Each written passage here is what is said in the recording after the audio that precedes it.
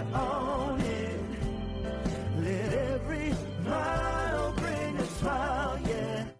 Welcome to the Road of Life podcast, the show for married entrepreneurs who want to build a thriving marriage and a thriving business. We're your hosts, Meredith and Craig, relationship experts and entrepreneurs ourselves. We know firsthand that your business will only grow as strong as your marriage does. On this podcast, we share real stories, practical tools, and honest conversations to help you strengthen your relationship, fuel your business, and build a life you love together. Let's dive in. Michael Rosa is a successful operations executive, business builder, and value creator with more than 20 years track record of managing and scaling companies across multiple industries. Michael shares with us the biggest influences that shaped his mindset and business savvy, and how he's leveraged relationships and mentorship to build many successful businesses. Plus, he has some really cool stories about his grandfather. Michael Rosa, welcome to the Road of Life podcast. Oh, we're super excited you're here, Michael. Well, thanks for having me. I appreciate that. Meredith and Craig, nice to see you. And we're coming live from Road of Life Studios, right? That's what it is, Road of Life Studios? Yep. You got it. You got it. You should have that big, like MGM, you should have that big, The lion. Lion or something like that, that would be pretty cool. Maybe you'll come up with your own. Yeah, that's a good point. Idea. That's something we're going to put on the to-do list. That'll look good for the That'll be a 2026. high production well, value. I love it. I love it. That's right. Well, everything's a process, right? Yeah, absolutely. So Michael, talk to us a little bit about your journey, what you're up to now, and how you got here, your origin story, if you will. My origin story. Well, about 1,000 years ago, I was hatched. No, I'm only kidding. So, just some kid from Boston, man, who ended up getting mentored and became an entrepreneur and ended up running multimillion-dollar companies of my own and others. And I'm a business person, entrepreneur at heart, and I just love what I do. Currently, I'm working as a fractional executive as well as a business development coach, and I work with startups and existing businesses. And we implement systems and structures for growth and profitability. And we use a lot of strategy work, and we use a lot of, these days, we're using some AI tools for continuing education, also growth and expansion. So it's pretty cool. I kind of joke around. I wish I was born a little too soon. Because, this AI revolution that's happening, everybody's talking about AI, right? And if you're in a conversation, you don't say AI, they're like, hey, that guy doesn't know what he's talking about. But there's so many things happening in the AI world that I can't wait to see what's going to happen. I want to imagine 50 years from now, right? Yeah. What's going to happen. Right. And I'm old enough to remember that I remember when email came out. They were talking about the internet. I still remember it was the Today Show back then. And I remember the day it was Brian Gumbel and Jane Pauley. And they're like, hey, there's this thing called email. Or maybe it was Katie Couric. I forget. But hey, this thing, email, electronic mail. What do you think about that? I'm like, wow, what's that? Right. And now email is like the post office. It's the same. Right. So anyways, I think that business is exciting. I started as a little kid. I'll tell you a little business story, a little how I got here. Right, my grandfather came to the United States from Lebanon, and he came at the turn of the century, 1900. And he didn't know how to speak English, came through Ellis Island, and found himself in Massachusetts. And he decided he was writing poetry at the time, and he was teaching himself how to speak English and write English. So then what he did was he developed a little variety store, what we would know today to be a 7-Eleven or a Cumberland Farms or wherever you are in the country. There's different variety store chains. And he developed a variety store, little neighborhood store, to support his family. And it was his, he wasn't married at the time, and he brought his family over from Lebanon one at a time and helped them get into business. So he was my first example of an entrepreneur. So when I was a young kid, 6 years old, 7 years old, and so forth, I would go to work with him in the store on weekends and, whenever there was school vacation and things, I'd go there and he would teach me how to do certain things. Ring the register. Back in the day, there was an old NCR register. If you wanted 15 cents, you had to 10 and 5 and push the buttons. And it was made a lot of noise. It was cool back then because I mean, I'll warn you folks. I just kind of take a lot of turns, but I remember one of my other mentors talking to me about when the NCR registers went away, and the computer registers came in. I said, "What do you think, Ira? What do you think about these new registers?" He said, "I don't like them." I'm like, why not? He says, "Well, I can't hear myself making money because they don't make any noise." So, back in the day, you could hear those NCRs going. You knew you were making some money. Cha-ching! Cha-ching, right. So, but my grandfather, he taught me about entrepreneurism at an early stage, taught me about mathematics, taught me how to add and subtract using an abacus. How about that? Wasn't even Wow. right, and he'd write things out, and that was my first inclination into entrepreneurship. And I think that through the years, I kept working with him, and then did some odd jobs and so forth, and then got into my first work environment when I was 15 and a half years old. And then it just started taking off from there. And I've loved business ever since. What was like one of the big lessons, or what did your grandfather kind of instill in you early on that gave you the entrepreneur bug, if you will? He had a business savvy, but it wasn't I don't think it was the business savvy that we know today. His business savvy was to develop a structure where he could help his family, where he could help the community, and where he could support his family. He wasn't there to get rich. He was there he created his own job, and he always wanted to be his own boss. So I think I think that was really what made him most happy. But I think that, and the other thing he taught me about,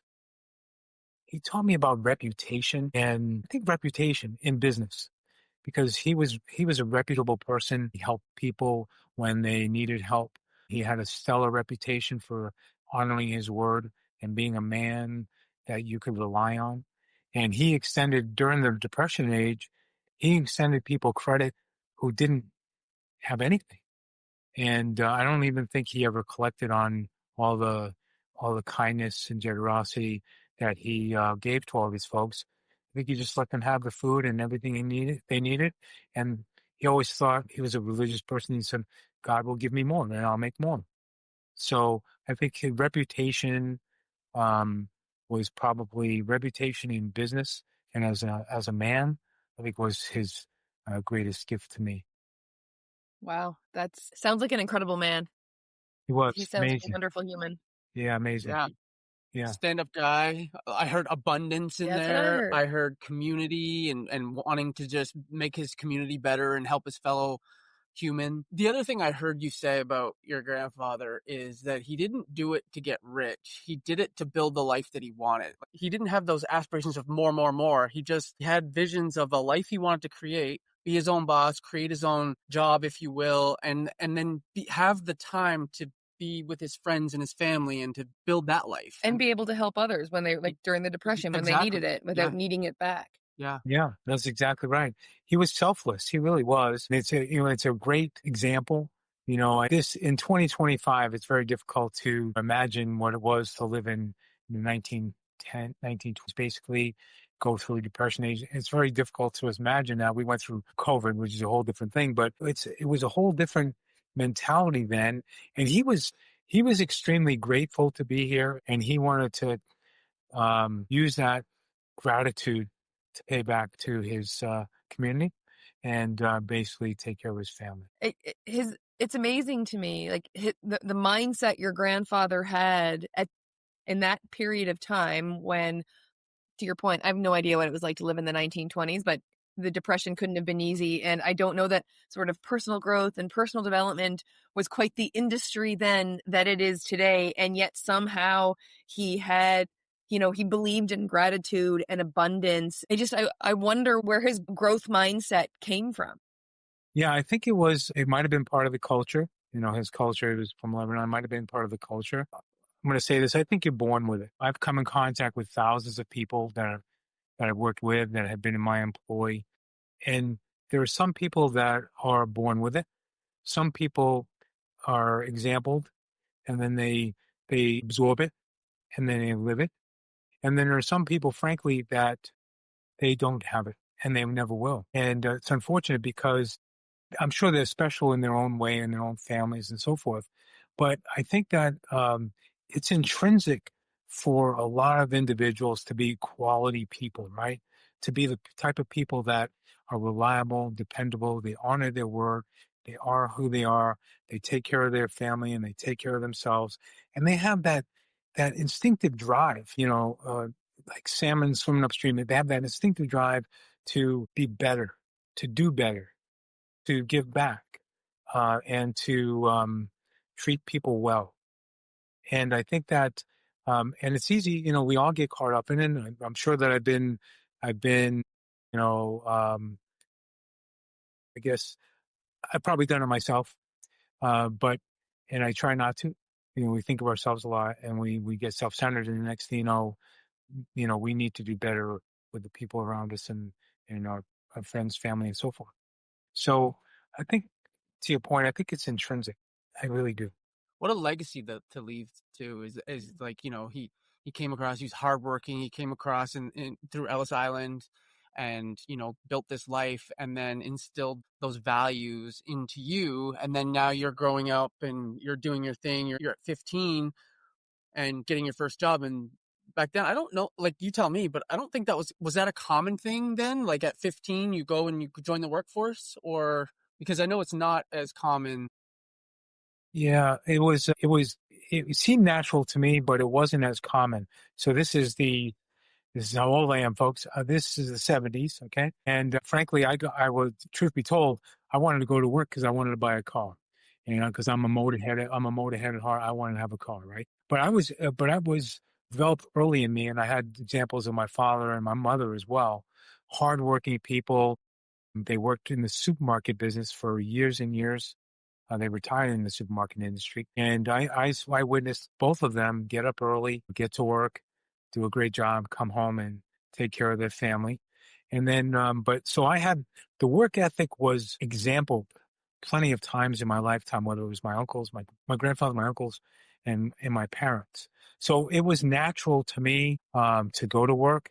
At that time, I was going to school. I was a musician at the time. I was also playing on the football team, but I found time part-time to go to work and to earn a little bit of money so I could save up for my car and I could, that was my plan. And then I ended up getting involved. I think this is something that I want to tell you is because it's part of the fabric of my life and of who I am today. When I got involved in this business, I was 15 and a half years old and I went in as a sock boy. And it was a men's retail store, and it was another family, basically, of legacy people.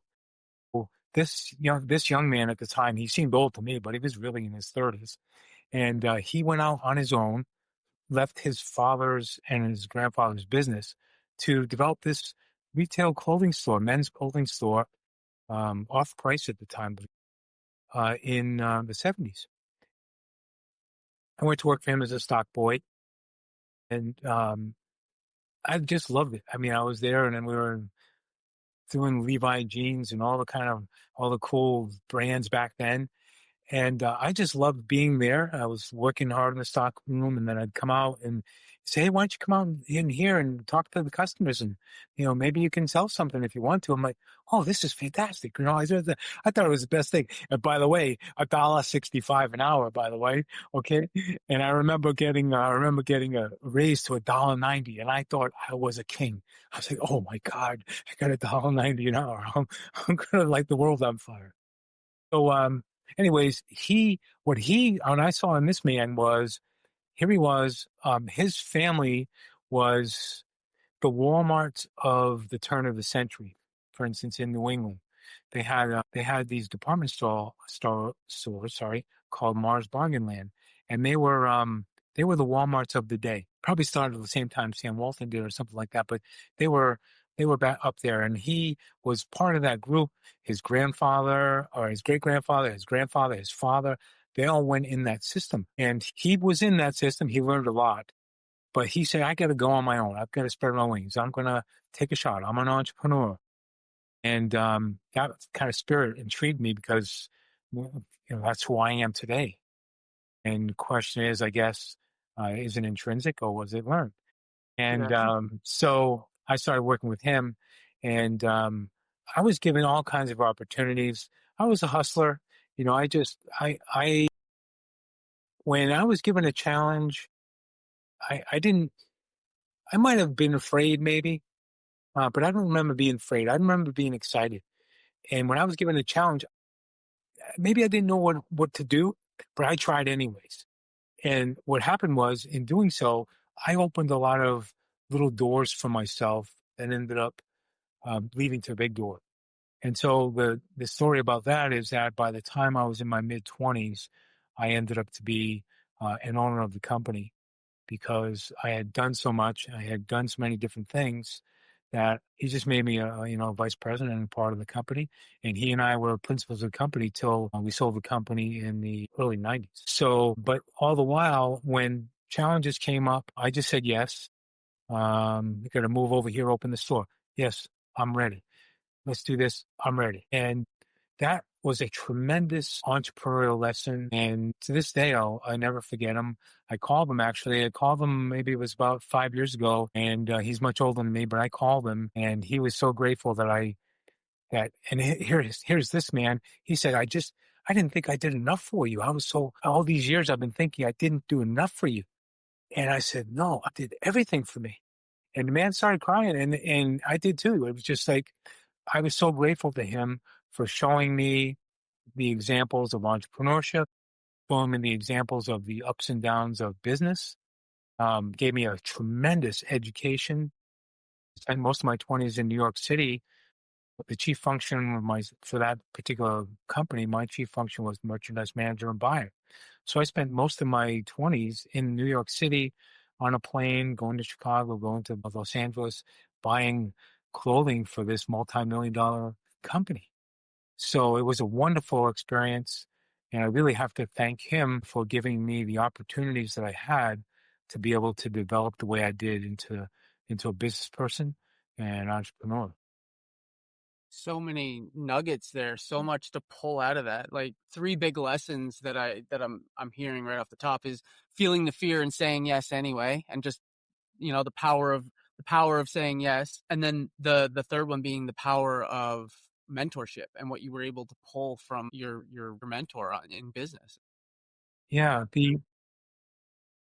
I want to build on that for a second, because not only the power of mentorship to open doors and, provide you sort of that education piece, but also the relationship that was built between the two of you. And I don't know, it jumped out at me when you were speaking that I think one of the signs of a really special relationship is that you both feel like you got the best deal in that relationship. Like, Yeah. he didn't feel like he did enough for you. He felt like he got the best part of that. And you were like, no, man, you gave me so much. I feel like I got the best part. Like, both of you feel like you benefited the most from that relationship and had the best part of that relationship. And when you both feel that way, I think it's a really special. That's when you know you're in a good relationship. Yeah. And just your level of vulnerability to be able to call him and the two of you to be able to appreciate each other. Because not everyone can have a conversation that's that appreciative and that honest and that vulnerable, where you can both be in tears and grateful for each other. I think that's beautiful. And let's be honest, entrepreneurship is not easy. It's hard. It's like a war. Like you're going to war almost. Like it's a battle. And you and your mentor face that together. So the relationship and the bond that you created by going through that together it's special. Yeah, I agree. It was really a wonderful, and the education was tremendous. We have a lot to talk about, but I want to just touch base for a moment on the mentorship. When there were so many.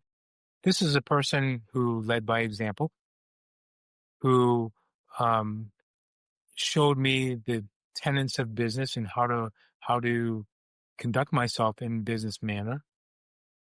And truth be told, I had good examples growing up. So for me, I absorbed it like a sponge, and I'm like, yeah, of course. I'm not learning. It wasn't something that was foreign to me, but it was something that I could completely understand and embrace. So the fact that I was able to do that with him was tremendous. About the mentorship for a second, I want to say that I consider myself to be a mentor, frankly. I've mentored a lot of people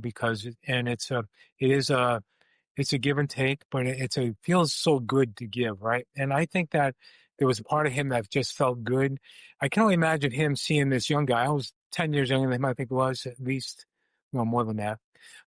But, for him to give me a challenge and have me embrace the challenge and succeed at it, um, he must have made him feel great, right?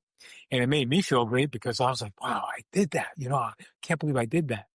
The other thing about mentorship, and I want to just talk about for a moment as it relates to um, COVID, the pandemic, and work from home, remote, and so forth.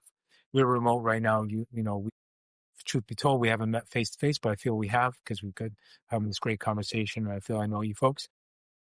When everybody went home and nobody wanted to come back to work, the mentorships faded.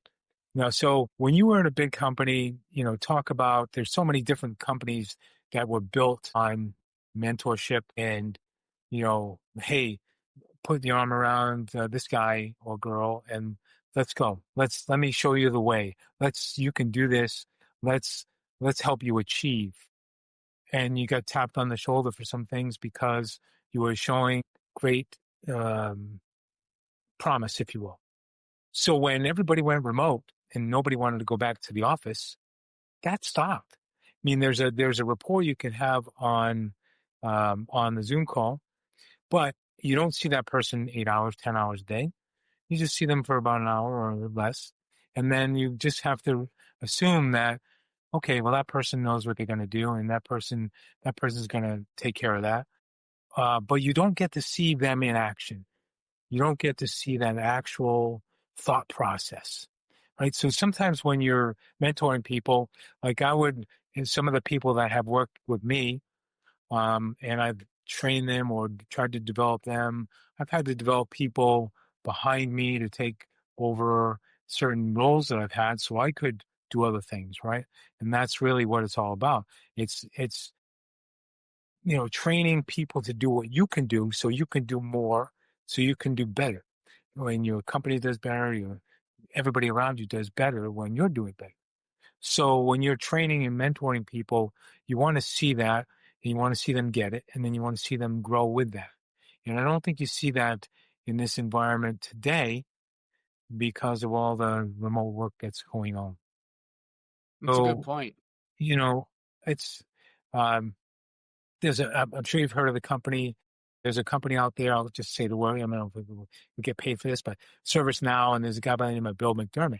And if you listen to Bill's story, he came up through IBM, and he became the top selling IBM salesman in the country, and he did that by grassroots bootstrapping and then bringing people along with him. And their model at the time was nobody fails. He had a team of 13 people working in New York. And he said, our team mentality is nobody in our team fails. So when somebody else was struggling, they'd all go to help them. Okay, what are you doing? How are you doing? What can we help you with? How can we make you better? And that was the mentality, right? And I think as much as you try, I don't think that you can get that in today's remote environment. I agree. Having come from a big company and done the big corporate thing, I've had several mentors over the years, all of whom were before remote. Once we went remote, I didn't really have any anymore. That just kind of went away. And I think that's an interesting point because mentorship compresses time, right? For the mentee, you get time compressed for you because you get to see where the road is. You don't have to create, you don't have the machete going through the jungle trying to create your path. You've got someone beside you saying, hey, no, look, walk this way because this is where the path is. And don't step in that hole. And there's a big snake over there. And here's how you navigate. So it compresses, our friend Greg likes to say, decades into days, potentially, if you get the right mentor doing the right things. And then from the mentor's perspective, I love your perspective on that too, because just the fulfillment and joy you get from helping someone else along, whether it's you're grooming someone to come up behind you to take over your role so you can go do something else, or you're just wanting to help someone else further their career and you can see how they could possibly do that they can't see yet because they don't have the perspective that you have. We've also both done that, mentored other people within our companies. And so I think mentorship coaching, it's such a cheat code in any aspect of your life, whether it's corporate, whether it's marriage, whether it's entrepreneurship, whether it's health, whatever the avenue is. If you've got someone who knows how to get where you want to be, leverage that person and they will feel good about helping you too. It's a symbiotic relationship. It's beautiful. I agree. It gives you such a great feeling to see other people succeed. Because, I'm sure you folks for sure, I know that. And me too. And a lot of people a lot of friends that we have in common, they want people to succeed and they get really excited when they see that. Yeah, we get super jacked. And you're such a business expert. Like you've got the lineage, you've got the experience, the history, you've been through all of it. So talk to us a little bit about what you're doing now with you're in business and you're coaching, you're fractional CEO, but you're coaching other entrepreneurs to become successful at business. Like talk to us a little bit about that and your kind of your philosophy on that and all that. Yeah, well, I think thank you for the question. I think, first of all, it comes from the desire to be mental. That's where it comes from, first of all. Second of all, it comes from, when I look at the decades of experience I have in entrepreneurship, in business, it comes from a place where I want to give back. So when you get to a point where I'm at, I get to look around corners. I get to see things that people haven't seen yet because I've lived so many different iterations. At first, retail, and restaurant, hospitality, then transportation, logistics, spent some time in real estate. And with all those different silos became these educations, if it was transportation logistics, all about that business and what that entails, whether it was, um, it could be traffic, it could be hospitality within vehicles, it could be all those kind of different things, logistics, time frames and so forth. In the restaurant hospitality business, you learn all about front of the house, back of the house, you learn all about that synergy, what happens. So, but in all of those, there's a financial mind that is necessary that some people don't possess. So the fortunate thing that I was able to do with those years of experience was I was able to grab onto both of those modalities, if you will, and bring them together. Because when I had that first mentorship, I learned about operations, but I also learned about finance. I also learned about how to create P&Ls, how to create balance sheets, what to do, what does this cash flow analysis look like, right? So then you go into the restaurant business, and I learned about, okay, the first restaurant I took over was failing because it didn't have great food, but it didn't have the operations and it didn't have the financial mindset to make all of that work. And so on and so forth. So my role right now is what I'm working with my clients is that you've got a lot of people out there that they want to be an entrepreneur. And possibly some of these folks are working in companies like you did, like I did. And they're like, I think I can do better on my own. I have an idea. I can make an impact. There's for a lot of different reasons why people set off sail on their own. Most of them have an idea and they want to put that idea to market. But what happens is, and trust me, for the record, I've had my failures. And therein lies another superpower. Okay, because the failures that I've had, I've learned some valuable lessons from those failures. And those are lessons I can teach to people as I'm coaching them and we're coming up with, strategies on what to do. Those are the corners that I can see around and say, listen, I've seen this movie before. I know how this plays out. So here's what I want you to avoid. And if I see them going down that particular path, I'll step in and say, no, I'm sorry, but this is what's going to happen if you do X, Y, Z. Please do A, B, C. So the ability to have those different modalities has helped me with my clients. So the entrepreneur, I'm working with someone right now who's got a fantastic idea, but I see all these aha moments, right? So when you can give, as a coach, as a developer, as a strategist, when you can give someone that aha moment, it's a mentorship. It's like, and when they walk away with that, like, oh, wow, I didn't know that, right? And I had a meeting last week, and I said a couple of things during this meeting, and they said, what is that? What do you mean? What is that? I never heard of that, right? So that makes me feel great, not because I feel better. I feel fulfilled. Okay, I just brought value, right, to this, to this person. What's my unique value proposition? That's what I want to go into every coaching meeting with, every business that I try and help with, is what's my unique value proposition? What can I bring to the table? Let's face it. I've been in a lot of mastermind groups like you are, and you see this coach and lifestyle coach. I'm a health fitness coach. Mindset coach. So you get all these coaches. And when you become a coach, you see all the other coaches, right? It's like you buy a red car, you see all the red cars. So it's like you see them everywhere, right?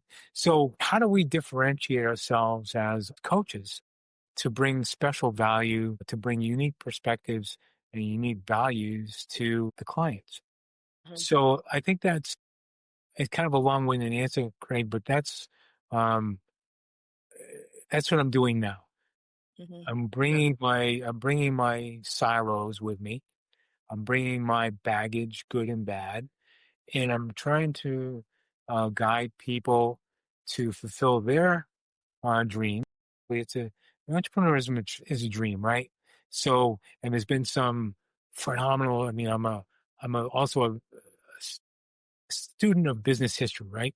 I geek out on those history channels about Ford and Edison and all these different people all the way up through Jobs and Bezos, right? You go all these different companies and you say, wow, I didn't know that, right? Procter and Gamble, who are they? Those are two people, Procter and Gamble, and they brought all these different great, right? How'd they make soap? You can't believe I saw the story how they made soap. I'm like, what? How is that possible? So, but these, when I bring all these people with me, frankly, because I'm a student of all of them, and I love talking about business with entrepreneurs. And it's such a good point, because it's not only just your experience and that you, like, when you go into a coaching relationship with someone, you're not just bringing the stuff that you've done. You're bringing the lessons you've learned, the books you've read, the podcasts you've listened to, all the knowledge, the conversations, all the things that you've done over the course of your life.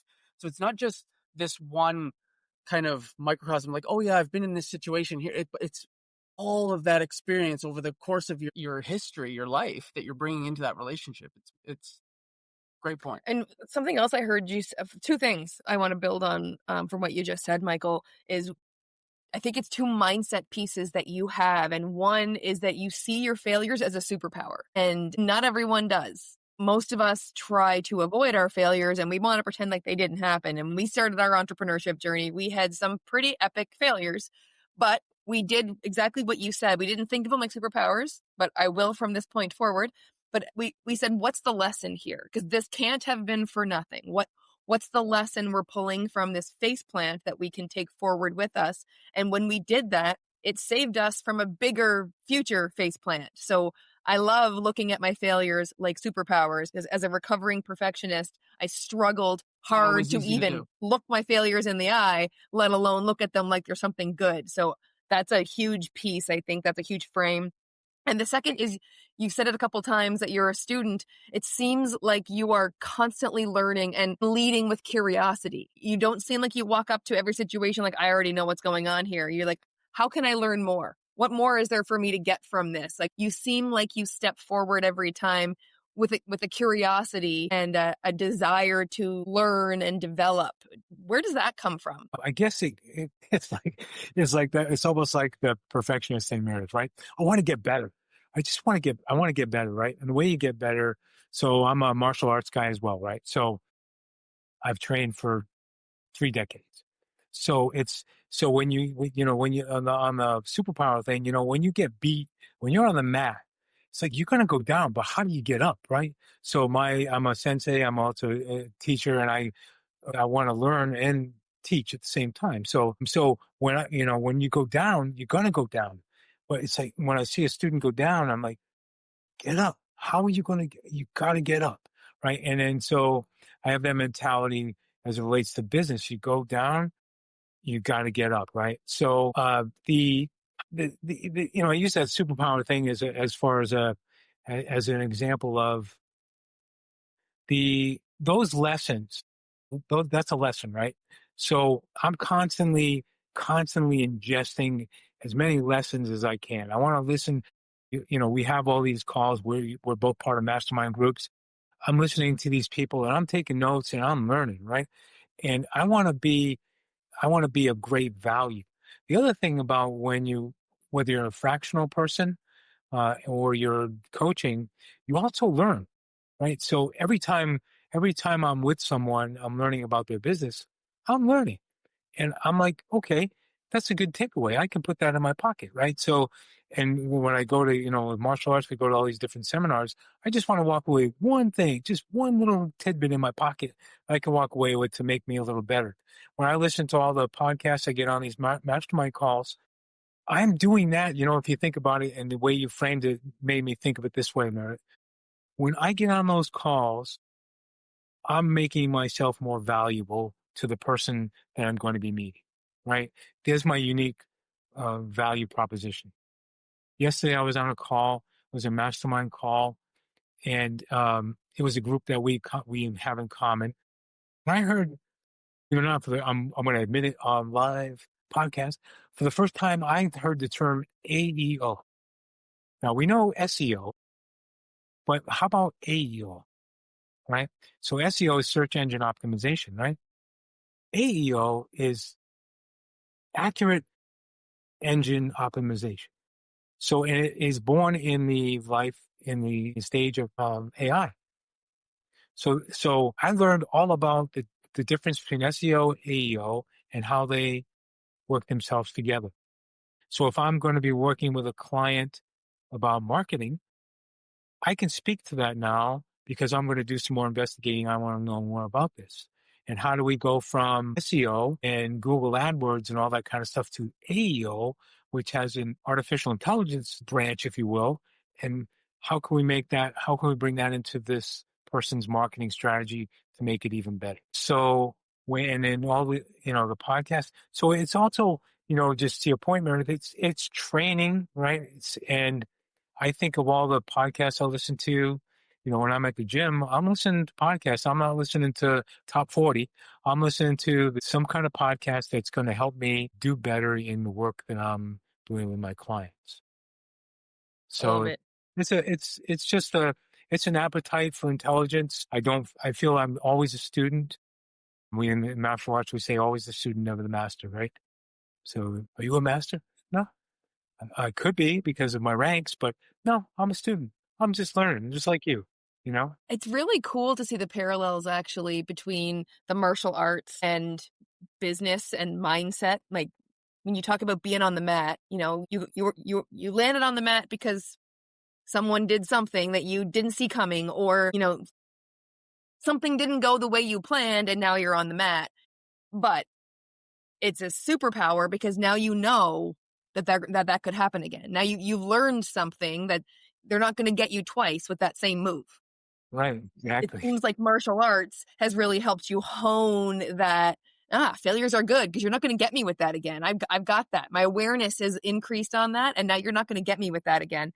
And humility, like I've heard, like I could be a master. I'm a sensei.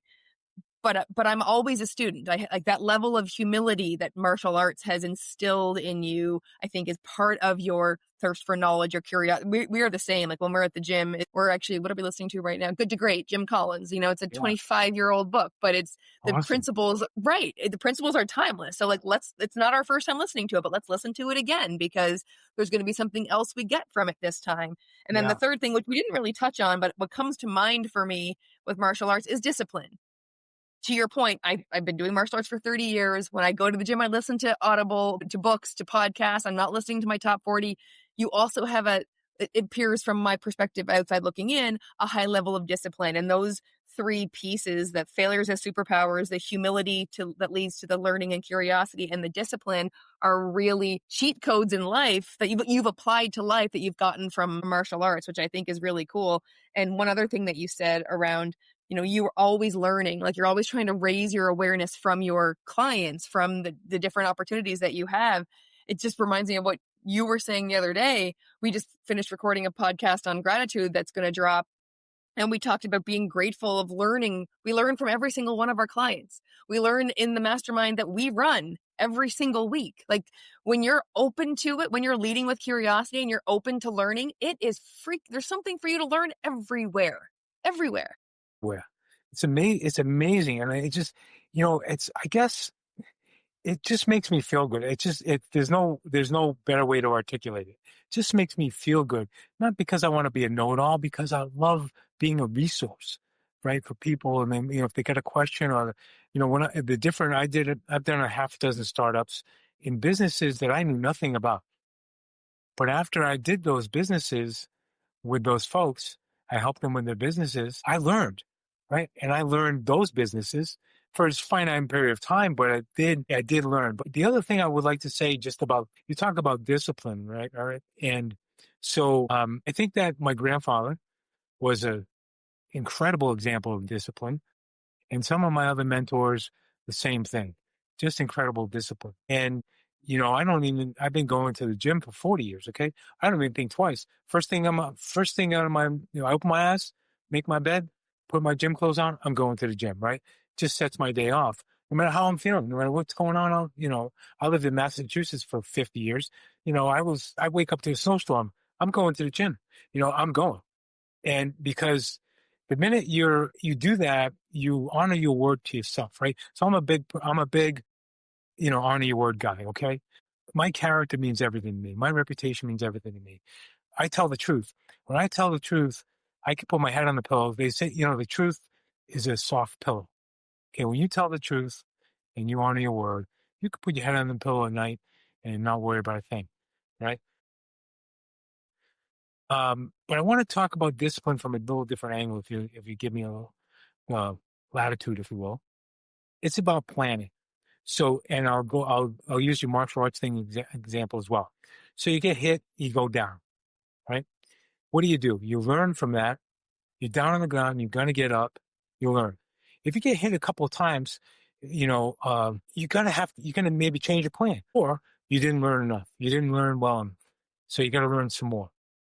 So, and I'm going to switch it up to business plan. Okay. What's your plan? So I've been doing some reels, and I did a reel on LinkedIn. I did a little series on business planning and so forth on LinkedIn. And one of my titles was, what's your plan? So the other part that the entrepreneurs, I'll call them wannabes, but I say that respectfully because they want to be an entrepreneur. They don't have the business plan. They don't have that savvy. They can go, I remember when I did my first business plan back in the day, I went to the SBA and I spent some time there, and I learned from some people at the SBA. I don't even know if they have the SBA anymore, but they do, but I learned how to develop plans and so forth. And now in the age of AI, you can spit out a business plan in, 5 minutes. However, do you understand those words? Do you understand them? It's like they gave you a calculator in school, but you couldn't use a calculator unless you understood how to get the equation. In what I do as well, to Craig, to your question, was like, what I do is I bring that business plan, discipline, mentality into play as well for the entrepreneur. So I want to see what your business plan is. When I'm working with somebody, I say, do you have your business plan? Well, not really. Okay, well, that's where we're going to start. I know you got some great ideas and you're going to create the next Apple computer, but you don't have your plan. So let's start there. And let's build a business plan that is achievable. I could give you that SMART acronym, but I'm not going to do it. I'm just going to say, is it achievable? Is it attainable? Is there a right timeline to it? And at the end, will you be happy with that plan? And will it have succeeded in giving you what you want? And I also am firm believer in ironclad balance sheets. So there's a lot of companies that, a lot of people that, entrepreneurial people that they take on all kinds of debt, but they just don't understand how it's going to get paid back. So that's for maybe a bigger company, maybe a bigger situation. Most of the companies I work with are from 1 million to 20 million, or let's say 0 to 20 million maybe. And I enjoy working in that space because the big companies, although I could bring value, they're just, they have their own, whether it's a shareholder or whatever, they've got their boards they have to answer to. But the smaller group of people, the 0 to 20 million people, they have a mission. They have a mission to create their business for themselves, to create work for other people, to bring something to their communities or bring value. So I want to work with those people. Those people excite me. And, but I want their plan. And if they don't have one, I'm going to help them get one. And then once we have that, then we'll start talking, right? You bring the discipline. That's discipline. That's the discipline, right? You can have all of these beautiful ideas and, it's going to be magical. But do you have the plan? The process. Yeah, the process, right? Do you have the process?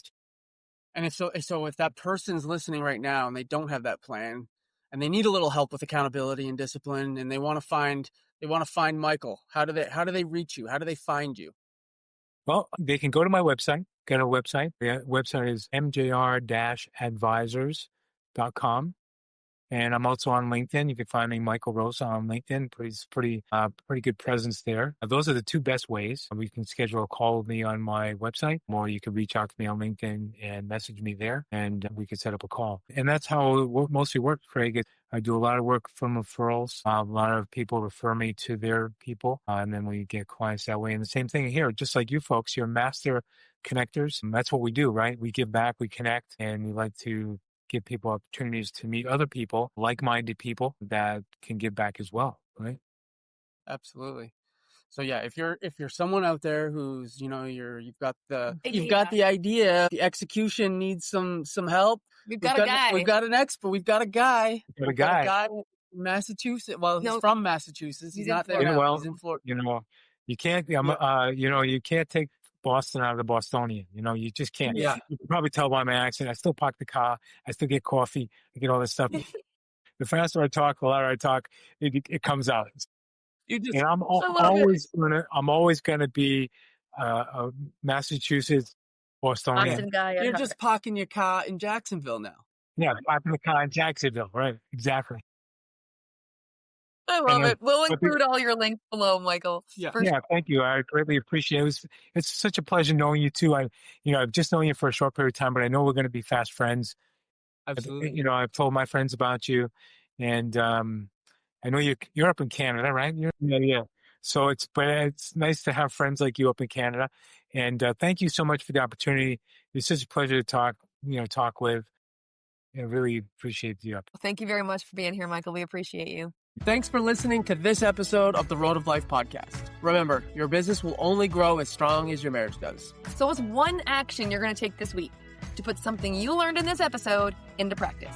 Because we love a good chit chat as much as the next person does. But without action, stay where you are. If you want to turn your marriage into the engine that drives your business forward, instead of the brakes keeping it stuck, book a free marriage and business strategy session with us at 200percentmarriage.com/strategy call. We'll see you next week. Road of life, yes, you're on